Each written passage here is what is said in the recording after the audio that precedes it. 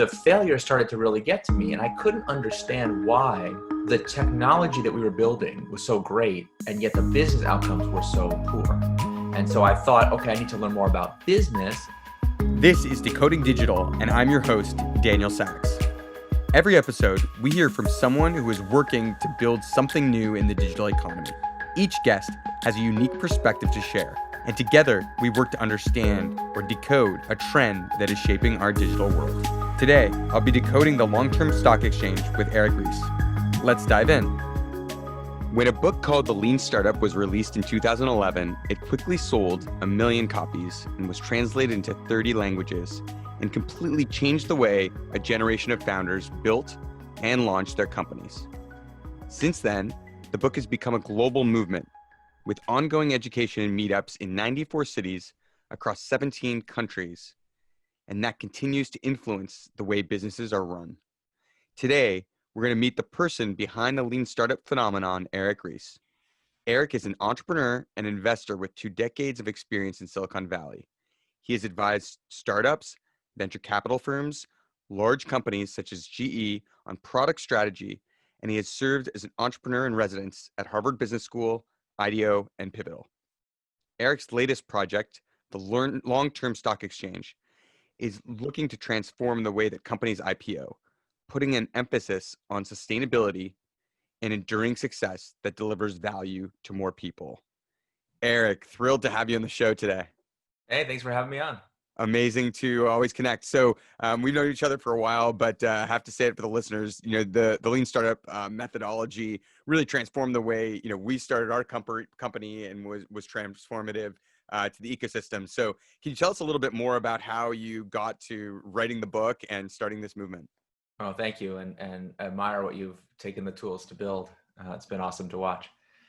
So yeah, my story begins as a lot of software engineers, and programmers did. I was a programmer as a kid, loved computers and technology, did a computer science degree.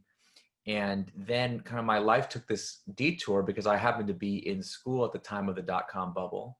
And so when dot-com mania swept the world, I got swept up in that too and wound up doing a number of startups.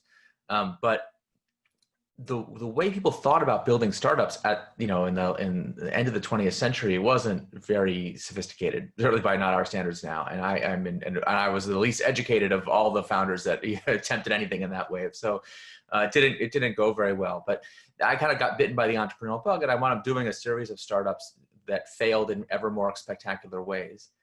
And what was interesting, when I look back at it in retrospect, the Silicon Valley ethos that if you failed, that was actually a learning opportunity, and that meant that you were like more qualified to do the next startup than the previous one. I didn't understand that, coming in. So it took me a little while to appreciate how powerful that was. But nonetheless, the failure started to really get to me, and I couldn't understand why the technology that we were building was so great, and yet the business outcomes were so poor.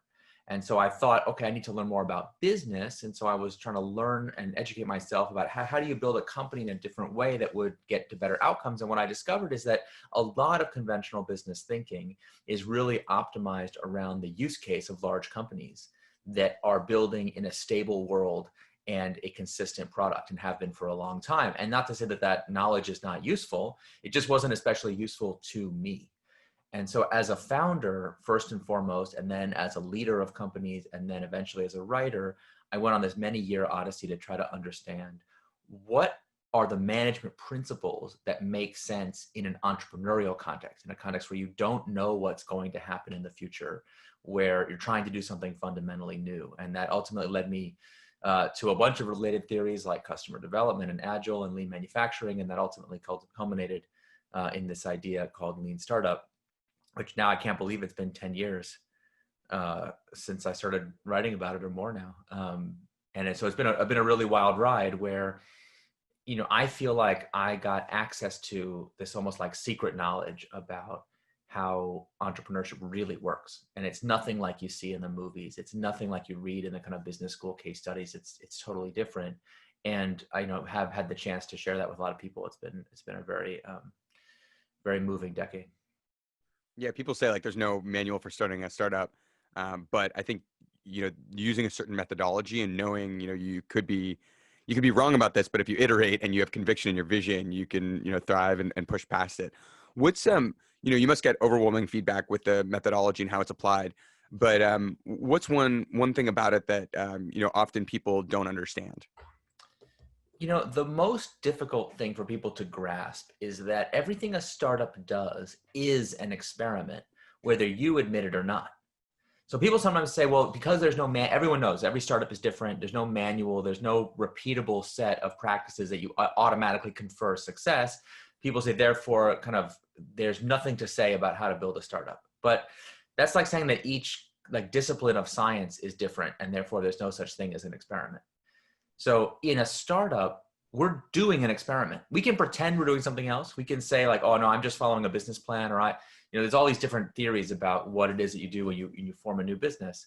But my view is that you are running an experiment no matter what philosophy you adhere to. And therefore, all of the tools of the scientific method are at your disposal. We can say, well, what would make a good experiment versus a bad experiment? What's a falsifiable hypothesis versus not? There's all this kind of scientific concepts that we can bring in. And it's funny because so many startups are started by scientists and engineers and people who in the lab are extremely scientific and very dedicated to the epistemology of science.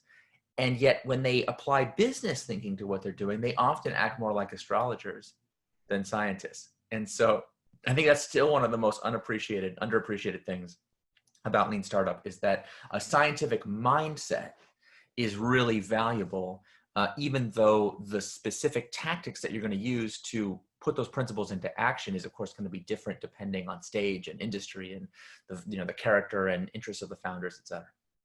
Got it. And how can Lean Startup methodology be applied in large organizations as well?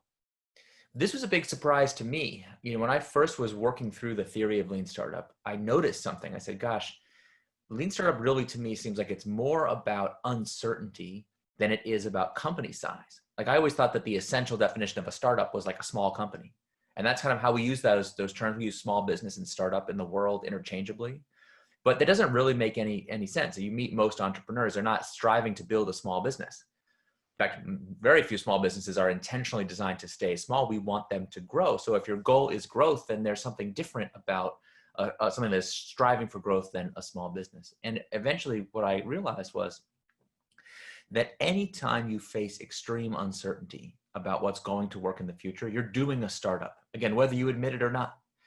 And so I wrote in my book kind of as a bit of speculation. I said, look, it seems to me like these ideas should be equally applicable in a two-person company, two founders in a garage, or 200 or 2,000 or 200,000. Doesn't seem like size or industry or sector should matter. What should matter is fundamentally doing something new. So anytime an existing large company tries to build a new product or enter a new market, or conditions on the ground change dramatically, like if there was a global pandemic or something, anytime you have that extreme uncertainty, you're automatically in startup mode no matter what. And therefore the techniques of Lean Startup ought to be applicable, if you think about it. And I didn't know if that was really true. That was a bit of deductive reasoning from the principles of Lean Startup, but it's proven true over and over again. And in the years since the book was published, as you mentioned, in 2011, just so many companies of so many different sizes. I think I have the complete order of magnitude set now, from two founders in a garage up to big multinationals and governments and, militaries and stuff. People have tried to apply the Lean Startup framework and they've done it successfully. So in a big company, the major difference is the portfolio of work is weighted really differently than in a startup. So if you think about any given organization, certain amount of its work is high risk, high reward, high uncertainty, and other of its work is relatively stable and well known. Even a tiny startup, as soon as you have two customers, you immediately have to figure out, should I try to get two more customers or should I try to serve these two customers, right? You always have this dilemma between the new and the existing. Well, in a big company, a lot of the portfolio is heavily weighted to the existing, but on an absolute basis, the startups, there are some big companies that have more startups currently active within the company than all of Silicon Valley put together. They're that big. But if they use 20th century general management principles to manage those startups, they do an extremely poor job of it. So a lot of the Lean Startup framework is simply taking these principles and kind of unlocking for corporate managers that just because you've learned discipline of management in a certain way doesn't mean that that's the only discipline of management available. And so yes, you have mastered general management, but there's also this entrepreneurial management discipline that you can get good at. And so then it takes entrepreneurship out of this like mysterious force that, oh, these crazy kids do. It's like, no, this is a process. This is a discipline that you can master, and we can take many of your historic corporate strengths and apply them to doing entrepreneurship well or poorly. It's kind of up to you. And for companies that exist in the 21st century, anyone who thinks like, oh, don't worry, my industry is safe, there's not going to be any disruption in my business. Like, I mean, it's just, come on, those days are over. So as more and more and more managers, I think, have really awoken to the true uncertainty of the century ahead, there's been more and more adoption of techniques that are designed to mitigate that uncertainty in a corporate context. The Lean Startup methodology has been an inspiration to me in growing AppDirect, and has been, really at the forefront of the way startups think about evolving. But it was also clear over the last decade how Lean Startup methodology has touched all types of businesses, whether it's Fortune 500s, whether it's government, or whether it's continued startup growth. So one of the things we did with our organization early days, when we started, was talk about the Lean Startup methodology and how important it was. But the irony was we were working on like multi-year sales cycles. It took us 2 years to get to potentially even talk to our first customer, then more years to launch. And 5 years in, we had our core KPI, which is app transactions. And really like we were like hitting the tip of anything on it. And people said, like, how can you call yourself a lean startup if, it takes 5 years to launch? I love that you're working on such an ambitious long-term project, because I bet you have a good answer on that question. Oh yeah, listen, LongTerm Stock Exchange, we're about to launch finally after almost 10 years of work. So there's nothing about lean startup that like, here's the funny part. So people read these stories of lean startups who did a specific tactic. Like, you're using like the founders of Instagram used lean startup. And they made a very famous pivot, and they, everything with Instagram happened so fast compared to if you're building like a nuclear power plant or something like really long. And so people then say, well, gosh, if fast means you can ship every week or every day. I mean, one of the startups I built, we shipped 50 times a day, practicing what's called continuous deployment. So therefore, how could something slow also be fast? And of course, it's the wrong comparison. The point is not like, oh, can you pivot faster than Instagram? The question is, are you learning faster than whatever the normal cycle time is in the industry that you're attempting to disrupt? So if it normally takes a year to do something and you can do it in a month, then you're faster. If it normally takes 5 years to do something and you can do it in 1 year, then you're faster. If something normally takes 100 years and you can do it in 10 years, that's actually pretty good. So the last time someone attempted to build a new stock exchange, the listing venue with a new corporate governance model, was the creation of NASDAQ in the late 60s. So we're doing okay, even though we're 10 years in. I don't mind that at all. And you see that a lot in businesses where, in the 21st century, those who learn fastest win. So speed of learning really is the fundamental unit of competition. And so everything you do to accelerate that learning is really key. Now, that doesn't mean that it's fast in any objective sense. So there's like fast and slow are only concepts that make sense relatively.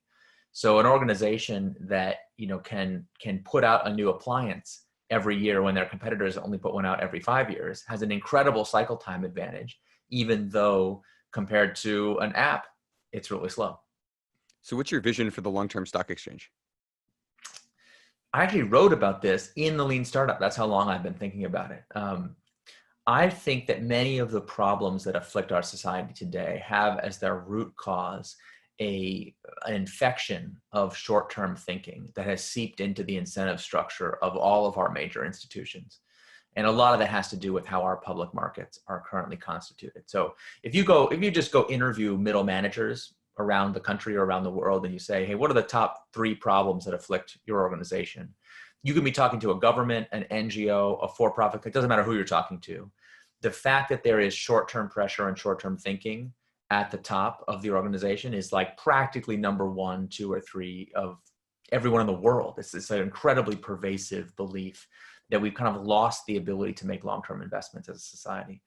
And so our view with LTSE is that if we can fix that in a really root cause way, create a new public market same regulatory category and stature as NYSE or NASDAQ, that has long-term thinking, that has multi-stakeholder governance, that has diversity and inclusion and environmental sustainability really baked into the listing standards, the requirements to list there, then you can reverse some of these really macro trends that are driving our civilization into late stage decline.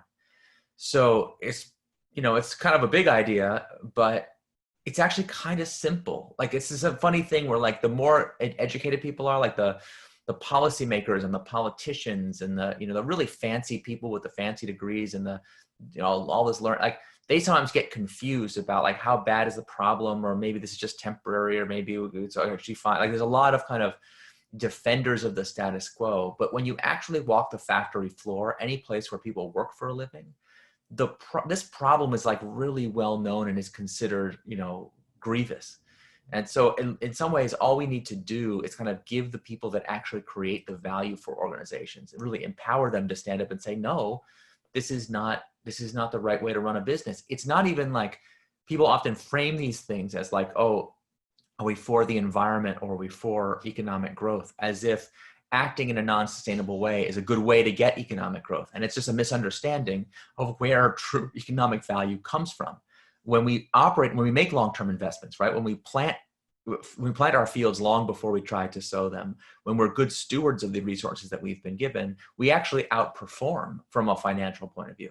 So if you look at the very, very best companies, they naturally espouse these values. And that's especially true in this next generation of founders. So what we've done is kind of build an alliance of the founders and the investors who really see things this way. And we're not saying, hey, the whole world has to change on our timeline. We're just saying we're going to create at least one venue in the world where, companies are the customer, not traders, where the focus is long-term value creation and not just who trades and divvies up the value that we create. Really strong value proposition. And I think, as an entrepreneur, you want to focus on creating value. You want to focus on living by your values and doing good. And this is definitely a way to enable that. Tell us about where you are on your journey and some of the good news with recent approvals and things like that. Oh yeah, thank you. So I'll tell you a funny story. So when I first started this company, gosh, I don't know how many years ago now, long time ago. A lot of, when you want to say, I want to start a new stock exchange, people look at you funny. It's almost like you said, like, oh, I want to create a new moon. And they're like, first of all, we already have one. So do we really need another one? That's like the first reaction. The second reaction is like, also, you're just a human being. Like, this is, like, cosmic matters are not for you, right? So, like, this is not the kind of human scale endeavor that you can do. So it's like, this is impossible. You can't, we've got 2 exchanges already. We don't need another one. And also nobody can create a new one. And what are you talking about? So it has this kind of incredulity about it. And many of the people who make their money from the financial system are not exactly so happy to help an upstart person come in and disrupt. So it actually took me a lot of years just to get a clear answer to my question, which was like, how do you create a new stock exchange anyway? And I finally found this lawyer, and he said to me, it's not that hard. You have to fill out a Form 1 application. And I was like, I don't understand what that means. And he's like, the Form 1. And I'm like, not following you. And he's like, okay, let's take a step back. You know how government forms are all numbered? I'm like, yeah. He's like, okay, well, this is SEC form number 001, the application to establish a national securities exchange. It's just a form. Now, the form is 200 pages long. It's very, very complicated, but, like, it's not inhuman. You don't have to be a certified demigod it's a form. The United States Congress has laid out a legislative process by which this is done. And so it took us 5 years to fill out that form, but we did get what's called the Form 1 approval from the SEC last year. And then that gave us the kind of regulatory power to kind of do everything that NYSE and NASDAQ can do.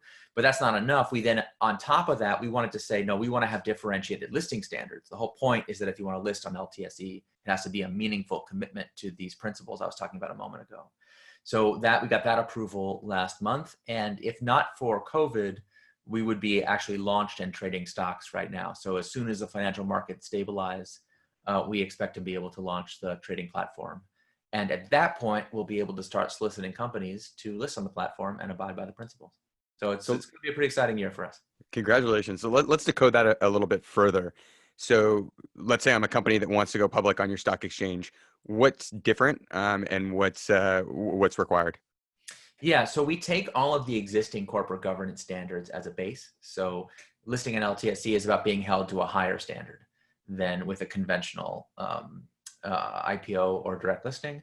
So much so that you can even dual list. So we actually allow companies, if you still want to go ring the bell and have an NYSE IPO, amen, you could just add LTSC as a secondary listing. Are you gonna have a bell? That you can ring the bell in New York. It's fine. No, no. Oh, We can you're no travel. bell for you guys. Do you have I like a don't know. version of the?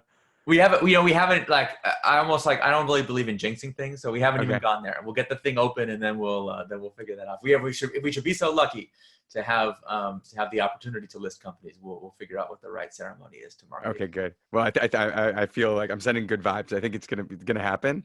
And if any of the listeners have ideas to Eric on how Yeah, to send them in. best Send them in. celebrate, yeah. We love to hear it because the challenge with it is like a lot of the IPO iconography and ceremony is about the moment of the debut itself, which is a little bit like having an amazing wedding, which I think is great. I mean, listen, I have a really beautiful wedding. I think having a great wedding is good. Hiring a good wedding planner, A plus.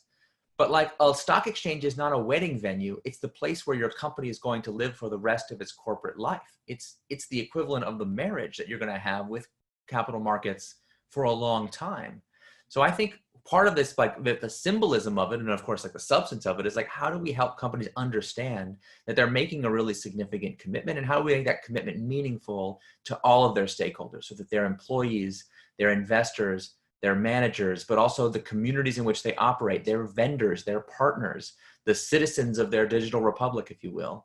How do we help those people believe that this is a company with purpose and whose purpose is sincere? Because a lot of the lofty language you see in kind of your typical S1 filing, where they say, oh, we're going to be good for the world. Like, if you really analyze it, it's like, have they actually made a commitment to do anything specific? Or is this just like, sounds good, vague corporate speak?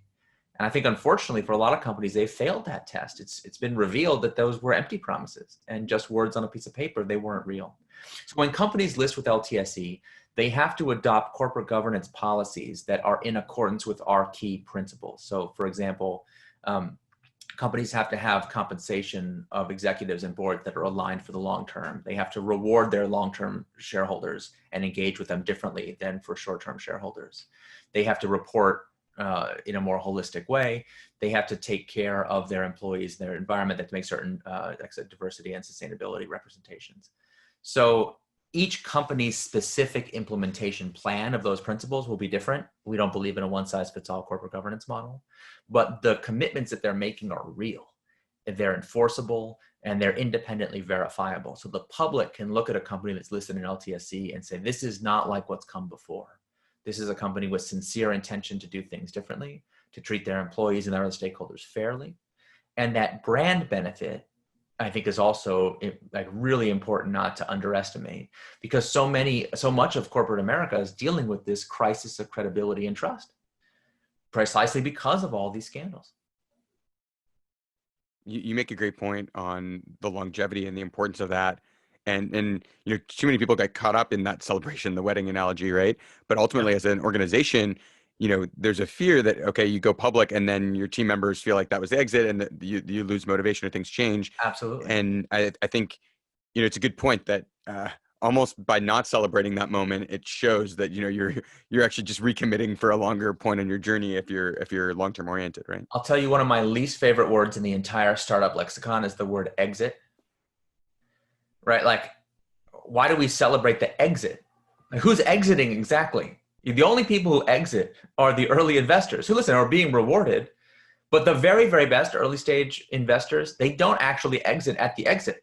Like, if you look at some of the best VCs, their returns after companies go IPO are even more than the returns pre-IPO. Like, the people who really believe should stay on the cap table, that's what's worthy of celebration. And in too many companies, the exit is the time when the key employees exit. And for a lot of customers, think about how you feel when one of your favorite products gets acquired by a public company, has an exit. You're like, oh, this product is probably exiting from my life. It's not going to be as special as it was.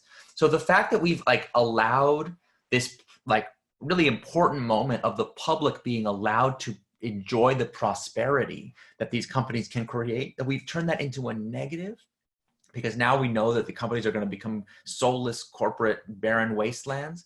Like, what have we done? That doesn't make sense. The thing we should be celebrating is not the exiting of those who are leaving, but the fact that the founders are staying, that the employees are staying, that new investors believe in the growth potential of this enterprise. And so, yeah, I think we have to totally reimagine, reconceive what we're doing with these kinds of transactions. And then we have to reverse the trend that we're on, which is that companies are going public much later. The number of public companies in this country is in a significant decline over the past 20 years. So the public is being systematically locked out of the opportunity to go on this growth journey, and that's not right either. So I think we got a lot to fix. Do you think that, we're at the beginning of, have you uncovered the secret to fixing it? Or is it, you're just like, okay, take the experiment of the lean startup methodology. Where are you on your experimentation? Oh, I love that question. That's awesome. I'll tell you how it honestly feels to me. Like I'm not a believer in overpromise, underdeliver. So I don't want to say like, oh, we have the answer and LTSC will solve all our problems.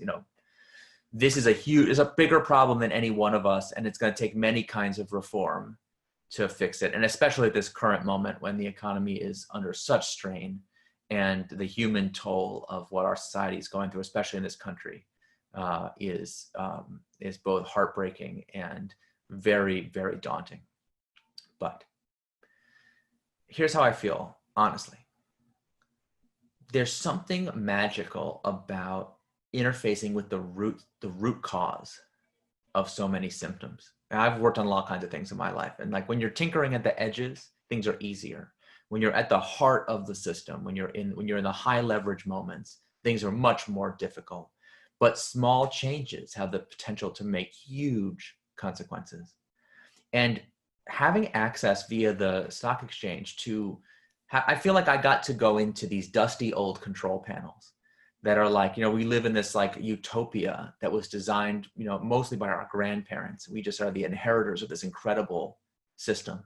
And we've been tinkering with it around the edges for decades, but like the true heart of the system is a relatively small number of very powerful controls. And I feel like we step into these control rooms and some of them are like dusty and old. And you're like, no one's been here for decades. And you're like, what? There's a red button here that says launch new stock exchange. What happens if I push this button? And most people are like, I don't know. We haven't pushed it in kind of a long time. And you're like, okay, well, what if I pull this lever and that lever? Like there are these like really fundamental controls that are part of the foundation of the world that our grandparents built for us. And it's almost like we have to remaster using them for the public good. Plenty of people, like that button has been pushed. There have been new stock exchanges created, but it's all been about stock trading, efficiency and velocity of trading. We have built the world's most effective and efficient trading system. If you want to trade 50 share lots of public companies, like we're really good at that. But what if your goal is not to just like make a quick buck on arbitrage, but what if you want to make a fundamental investment, right? You forget entrepreneurs for a second. What if you're like a pension fund and your job is to make sure that you can provide for your employees' retirement decades from now?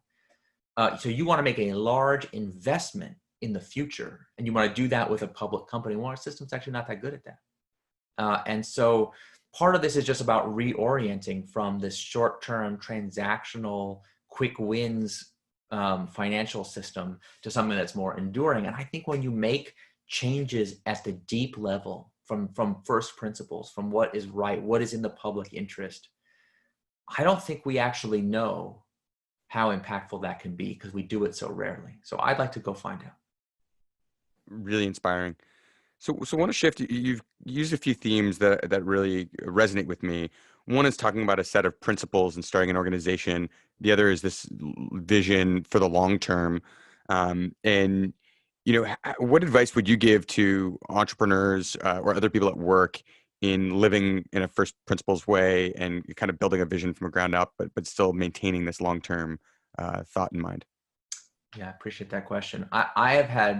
I feel like the ability to think from first principles, it's like one of the greatest gifts that having an education can give you. I feel enormously grateful that I don't just approach business as a spreadsheet, but have had this kind of more philosophical approach that has to do with the way that I was raised and the educational opportunities that I had in my life. And so if those who have not had similar opportunities, I strongly recommend that, to whatever extent you can, you start to study from first principles, study philosophy, study the structures that underlie the world that we live in. It's extremely rewarding as a personal matter, but as a business matter, it's so essential. So the one thing I would say is most businesses, or business plans even, rely on certain fundamental leap of faith assumptions that have to be true in order for this plan to be a good idea. And some of them are really obvious, like, if I build this product, people will buy it. And it's like almost too stupid to say it out loud. You're like, well, obviously I believe that, or I wouldn't be doing the business. But if you say, okay, but from first principles, which people do you think will want to buy it, and why? And so you started working out, you work out the math, and you're like, okay, so you're telling me, and most entrepreneurs are like, every person in the world is going to want my product.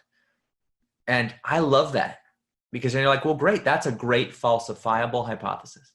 If you believe that's true, then you're telling me that the first 10 people I randomly run into on the street today, if I said, would you like to be the first customer of this new product XYZ? All 10 of them are going to say yes. And I've met entrepreneurs who are so delusional that they're like, that's right. That's what I'm talking about. I've invented teleportation. Who wants to commute when you could teleport? And I love that example, because every entrepreneur thinks their product is as good as teleportation. Rarely are any of our products actually that good. But more importantly, actually run the thought experiment with me. Okay, imagine I walked up to you on the street and said, hey, would you like to be the very first early adopter customer of this new experimental technology that will disassemble you atom by atom? But don't worry, it will totally reassemble you in exactly the same place. It's like, you know what? I'll go second. Yeah, I'm interested. I definitely don't like my commute, but I'll, right? So like, even teleportation is not that easy to sell. So whatever you believe, the key to success is to write it down and think critically about, here's the deduction. Here's through deductive reasoning, here's what would have to be true. I work it forward. If you can model it mathematically, so much the better. And I feel like I'm like the last person in the startup world who's pro business plan, but not the fiction writing contest of it. You could throw all the Word documents away. I don't need your fancy prose. The part of the business plan that I'm interested in is the spreadsheet that says, if people behave in this way, right? If 10% of customers who see the free trial buy, and if 82% of them every month decide to renew, and this is the word, like, you have an actual mathematical equation that describes why this is going to be worth $1 billion one day. Well, that's then great. Let's go test those assumptions to see if they're really true. And that's how you reconcile these two contradictory impulses that are at the heart of lean startup, but really of any business philosophy. On the one hand, it's unequivocally clear that acting quickly matters. Speed of iteration, cycle time matters a great deal. And yet, if your focus is short term, none of that will work for you. It doesn't make sense. And this is not a new insight of mine. Toyota production system, they had to work this out in lean manufacturing 100 years ago, that having a philosophy of long-term thinking is the foundation upon which rapid cycle time activities make sense. And again, by analogy to a scientific lab, each trial you do in the Petri dish, how fast you can do it really does matter, because they add up over a long period of time. But if you don't have an overall hypothesis of what you're trying to learn in the laboratory, just throwing chemicals against the wall is very fast, but you're not doing science anymore. So I have found that combination of urgent action combined with a long-term philosophy very, very powerful. Got it. And it seems like that aligns with your GPS analogy. It's like the vision tells you where you need to go, but yeah, that's exactly it. And people get so confused here, because people are like, well, gosh, lean startup sounds mechanical. Like I'm having a robot do my startup for me. And it's like, no. A GPS is a robot. Okay, you get in your car, you don't ask the robot, where do I want to go today? The robot does not know, right? But you have to tell it where I want to go. You say, listen, I want to drive from San Francisco to New York City. The robot will be like, okay, here's the best route, and here's how long it will take. And let's say you start driving, you're starting in San Francisco. First thing it tells you to do is go across the Bay Bridge. So it's like, go to the East Bay. So you're driving over there and you're like, uh-oh, bridge is closed, down for maintenance today. You wouldn't be like, oh no, journey over. I'll never get to New York this way. Like, you just go home, right? Oh, I had a difficulty. Oh, boo-hoo. The bridge was closed. Like, no. Now your GPS is going to come in really handy. You say, okay, GPS, help me find a new route to get to New York City. And say, well, okay, why don't we go south? Instead of going east, we'll go south first, and we'll cross a different bridge, or maybe we'll go all the way south past that, right? You can imagine all the different things it might tell you, and it will help you navigate. So Lean Startup and all the tools of science are navigational aids to find the best path to realize the vision. So like when we talk about the need to pivot, a pivot is just a change in strategy without a change in vision. So I'm still trying to drive to New York, but I had to pivot. And sometimes the pivots are really extreme. Sometimes you're like, oh my goodness, there's some kind of extreme weather event and now I got to drive all the way south to New Mexico before I can cut over east. Or, like I'm in an electric car and I have to stick very closely to where there's a Tesla supercharger, or like whatever the constraints of the situation might be very difficult, but you still have that true north idea of where you're trying to go. And without that true north, we can't even say whether you're getting closer or not. So imagine if I said, I don't really care where I'm going. I just want to take a drive. And then I've been driving for a couple hours and you're like, well, you're any closer to business success? And you're like, well, I have been driving around a lot. It's like, well, that's not really what I asked. So in fact, I could be driving in a circle for all you know.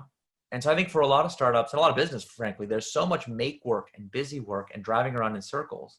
We don't even know if we're getting any closer to our vision. So it's really important to think rigorously about what are we trying to achieve, what would success look like, and then what has to be true. What are those leap of faith assumptions that make success possible? Amazing.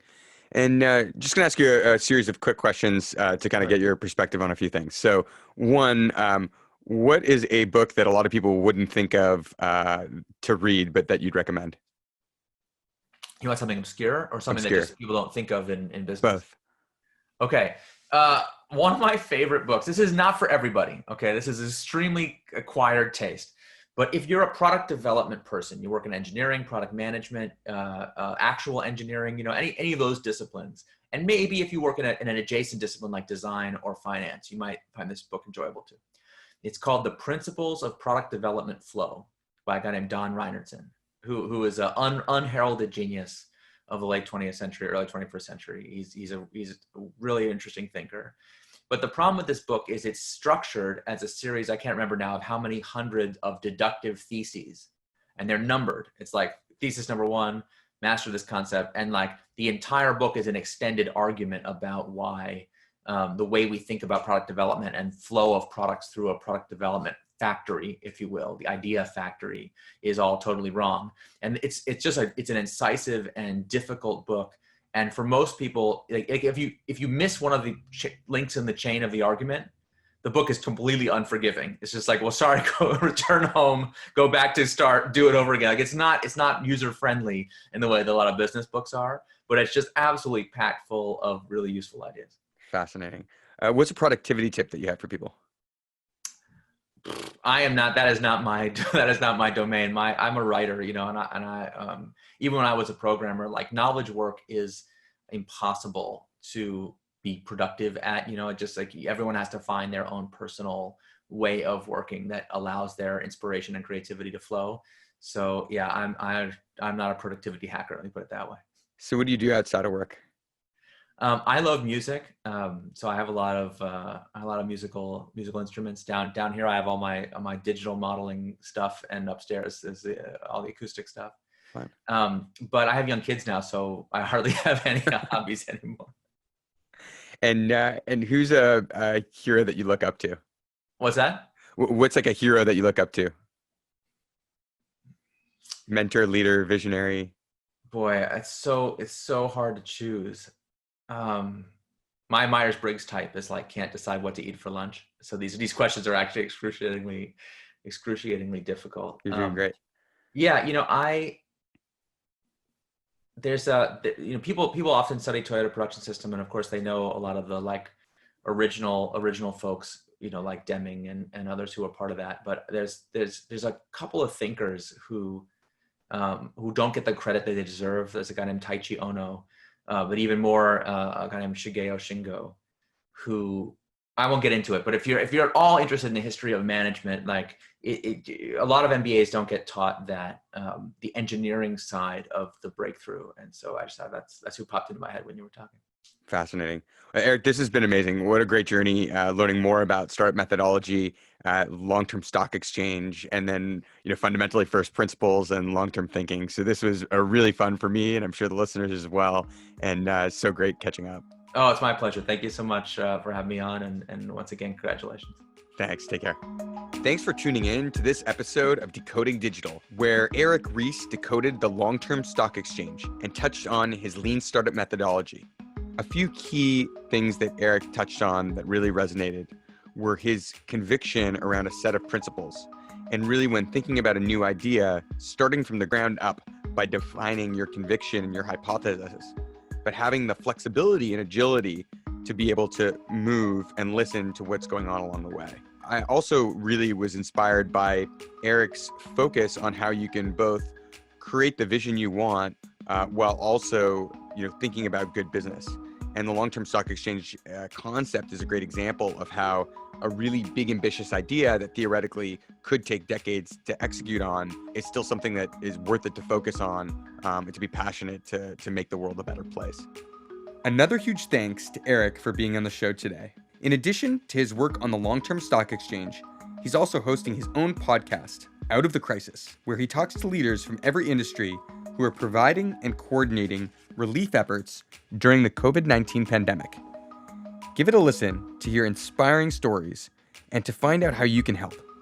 Don't miss the next episode of Decoding Digital, where we'll decode venture capital with one of the 100 most important women in Canada, serial entrepreneur and star of CBC's Dragon's Den, Michelle Romanow. I think my biggest piece of advice is just get started. And here's the thing is you're never going to feel like it's the right time. But by getting going, it's like by jumping in the pool, you have to swim. Make sure you never miss an episode by subscribing to the show in your favorite podcast player. To learn more, visit decodingdigital.com. Until next time.